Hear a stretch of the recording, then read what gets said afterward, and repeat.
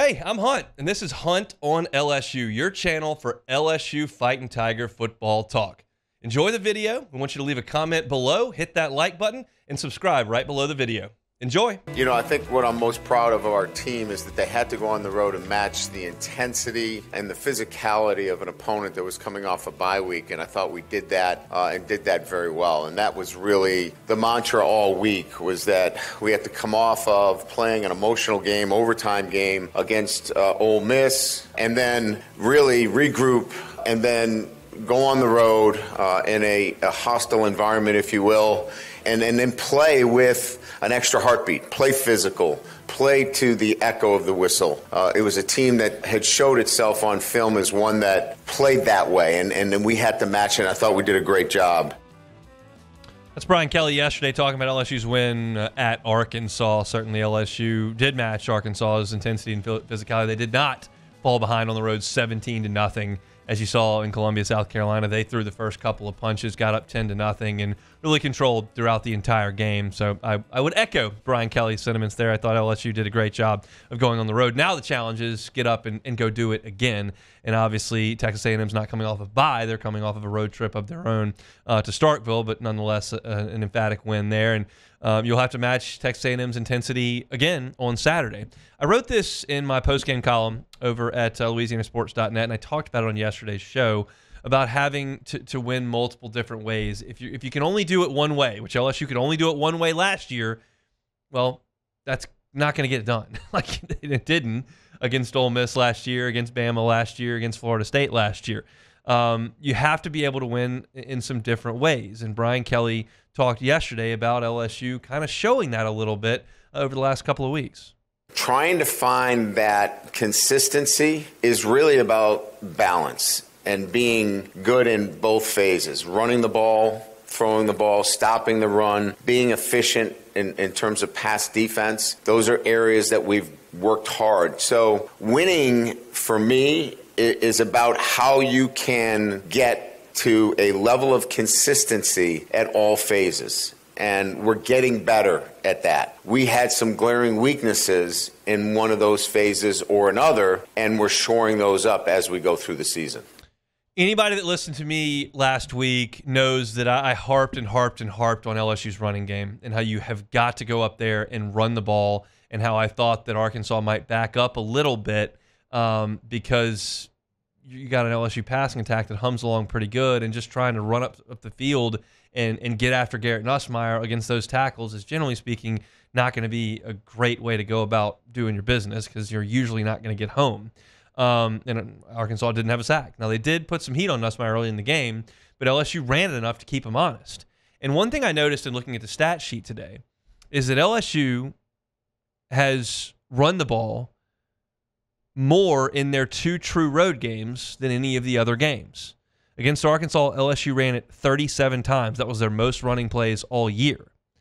Against South Carolina, even though you got down 17-0, they ran the ball 32 times, which is the second most all year.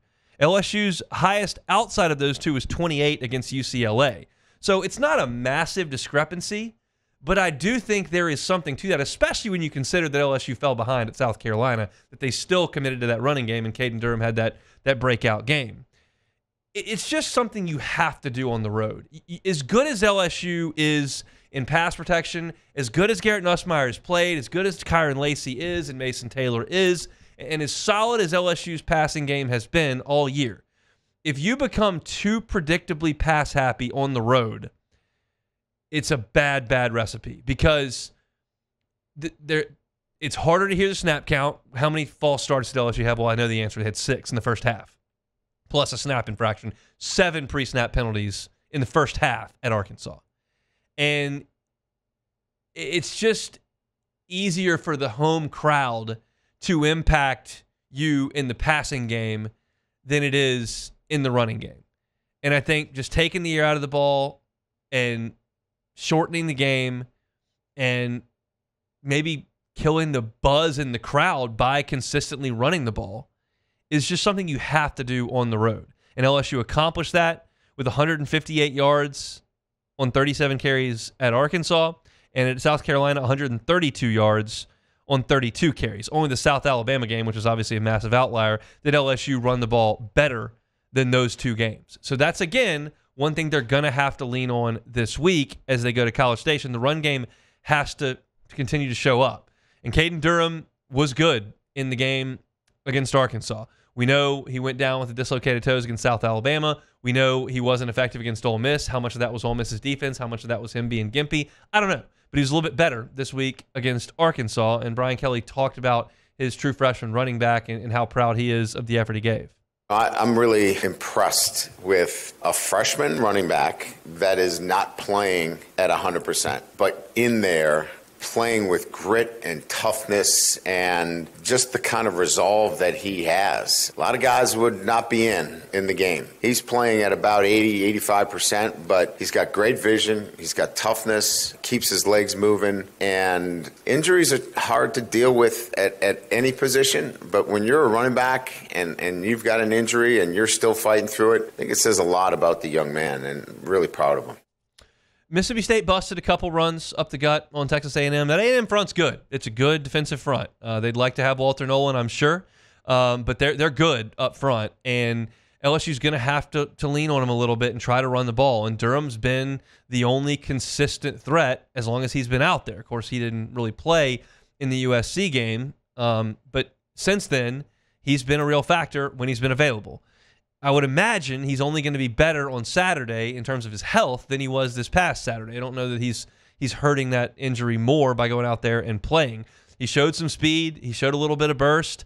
I'm confident that he's going to be ready to go on Saturday. How well can they block for him and allow him to get going will be the question. But this is what we talked about yesterday, and I'm not backing off of this, obviously. Statistics are what they are. He had 21 carries on Saturday. And then Caleb Jackson and Josh Williams, he'd had 5. That tells you what you're looking at here. This is their number one running back.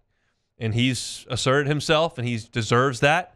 And they've got to use him on Saturday against a good front that Texas A&M has.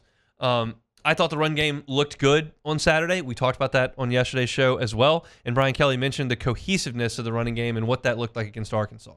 I felt like what was better was the cohesiveness of the tight ends, the wide receivers, quarterback getting us in the right plays, backs seeing it better. There was a cohesiveness. We were disconnected at one of those junctures at one time or another when we were struggling running the football. It wasn't just the 5 guys up front. It was something else that was going on. We got the connection of all of those guys in unison this past weekend because we've been spending so much more time on it in practice. So we'll continue to do that because it's beginning to pay off. And we need that running game for us to continue to have the balance we need on offense. As I often discuss, y'all don't tune into this radio program here to hear me break down the X's and O's of the gap scheme run or counter or power or blocking. Like that's not my corner of the store, okay? And I'm not even going to try to do that because that's just not why I'm here. What I can tell you is that Jacob and T-Bob talk about this in the morning and that Brian Kelly is going into some depth there about what he saw on tape and from the sideline in LSU's running game struggles and what's getting better. And I can't help but continue to feel immensely confident in Brian Kelly and his staff's ability to progress over the course of a season. The only facet of LSU's team that is not improved start to finish in a specific season, LSU never got better on defense last year. And that's one of his 2.5 years, so that sample size is reasonably large. But it appeared, and now based on what goes on Twitter in terms of the former defensive coordinator and old coaches and Mekhi Wingo's tweeting now, and things just flat broke last year on defense, and there was no chance to fix it. None. I can't go into specific detail because I don't know, but there's enough circumstantial evidence and stuff on social media and moves that were made and far too many guys on that field Saturday night in white jerseys and gold. No, they had white helmets on. Amazing. In white that were on the field last year when LSU could not stop a nosebleed. And now they're holding teams to no touchdowns in the second half 2 weeks in a row. So They are both sides of the ball and special teams, which we talked about yesterday. They improve. And that is, in my estimation, the hallmark of a great coaching staff. And I think LSU has a great coaching staff. The defensive development has been amazing this year under Baker's coordination with Raymond and Peoples and Davis up there coaching. And that's been amazing to watch. And now the running game has taken some steps. And that wasn't there early in the season. And that's Brad Davis, and that's Frank Wilson, and that's Brian Kelly, and that's Joe Sloan getting it fixed. And while they're in the process of fixing it, they're going to South Carolina and winning. They're beating Ole Miss at home. They go on the road in an amped-up Arkansas environment. It's not like they have to take a bunch of lumps to get better. And so that, in a nutshell, gives me confidence in this program moving forward. They may win on Saturday. They may not. They may make the SEC championship. They may not. They may make the college football playoff. They may not. But just evaluating the natural progression of all these teams has been amazing. If you want to circle that back to the front and go, yeah, well, they lose the opener every year. I'm not arguing with you on that. That is getting old. And that's a combination of not being ready to go and a schedule that's not very forgiving. And something's got to give there because that's not acceptable. But on the same hand, as I break that down and say that's not acceptable, just watching over the course of 9, 10, 11 weeks what Brian Kelly and his staff are able to do from a coaching perspective, a development perspective, a game planning perspective, and an execution perspective, it's really good, y'all. Like, it is really good. And LSU, sure, may catch a break this year. You don't play Georgia. You're not going to Athens. You're not playing Texas. There could be, you're not going to Tuscaloosa. Like, you got a fairly favorable draw for a schedule, and that's okay to say. There are plenty of teams that got a favorable schedule. A&M got a favorable schedule. Texas got a favorable schedule. Ole Miss has got a favorable schedule. So that's just part of it. Florida didn't. Oklahoma didn't. And I would argue Georgia having to go to Austin and to Tuscaloosa is a little tough. But I just, big picture, I look at different aspects of LSU's team and see improvement week to week. And that's one of the main things you've got to ask from your coaching staff, and LSU is absolutely getting it. They're going to have to be good coming up on Saturday against these Texas A&M. Hey, thanks for watching Hunt on LSU. Before you get out of here, do us a couple of favors. Hit that like button, leave your comments below, and subscribe to the channel for all your Fighting Tiger football talk. See you next time.